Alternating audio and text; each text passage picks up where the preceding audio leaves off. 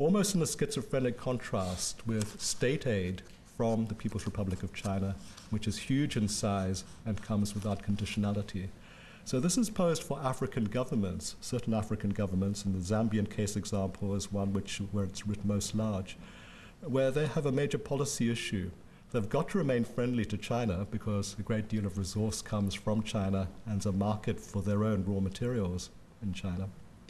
And at the same time, there's a very great deal of citizen unrest because of having to put up with the intrusions of the Chinese diaspora recently arrived, and locally, as it were, naive.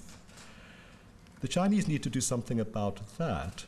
They also need to do something about their long-term model all around, and I'll conclude with this. This also has ecological consequences.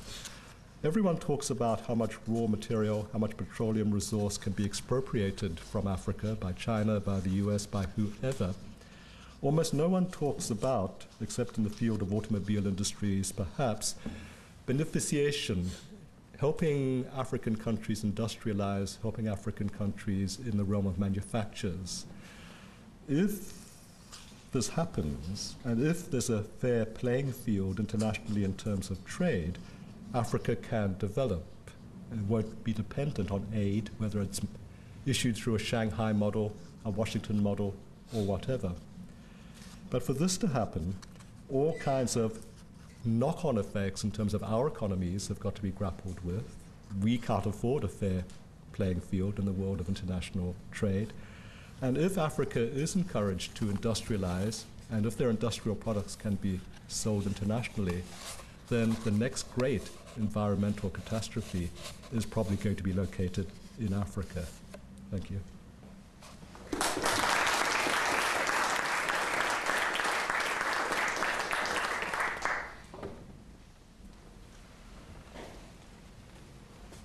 Thank you, Professor Chen.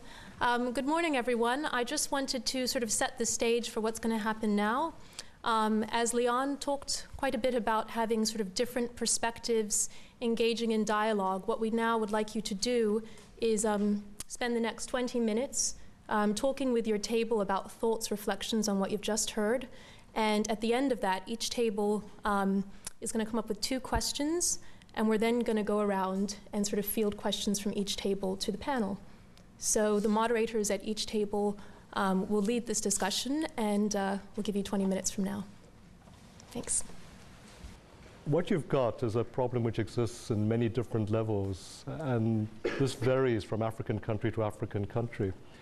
But you're probably looking at university sector capacity in most African countries as being at a very low level, particularly when it comes to scientific and technological subjects. If you take as a basic rule of thumb that somebody with an engineering degree from, say, the University of Zambia, even in mining engineering, which is their major industry at this moment in time, is probably going to graduate about 1 year behind a metropolitan university graduate's capacity and knowledge base. So that when they come for graduate school, you've always got to upskill them a little bit so that they can participate in graduate classes. And then there's a whole problem in terms of being able to give these people work, so there's actually skills and knowledge retention in the countries concerned, so they're not, as it were, employed by multinational companies that then take them to different parts of the world, where they're of great use to those companies, but not very often able to return home to make use of their skills back home. So you've got a multi-sectoral developmental problem. And you can't just take one aspect and say, now work on this. The whole thing has to be part of a matrix which needs to be worked on simultaneously.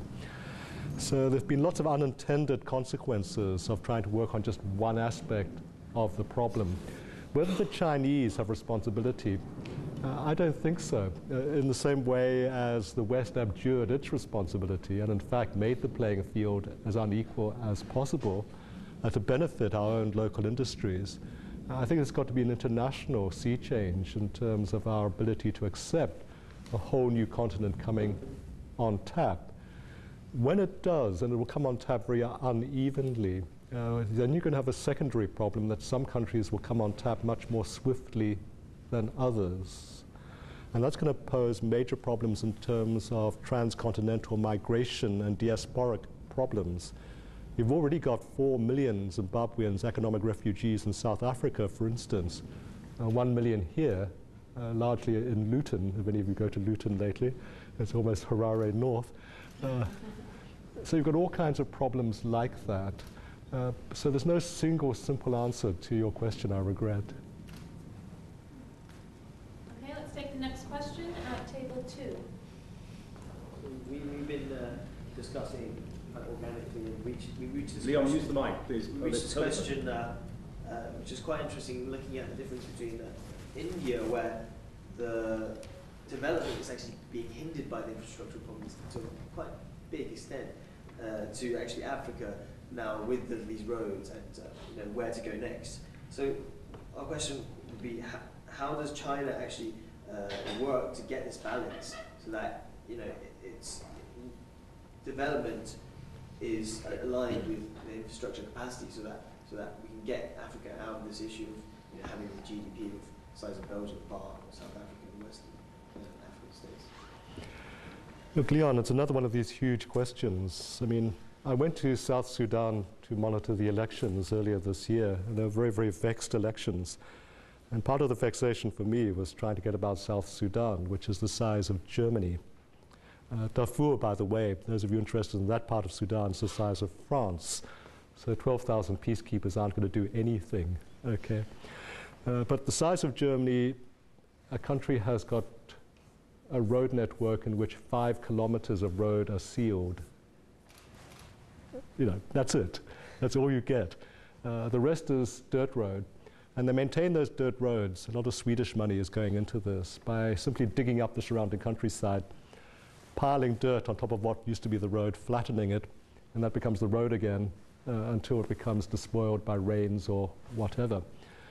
Ruins the surrounding countryside, takes all the topsoil away, since that's most easily rolled into shape for a road that works.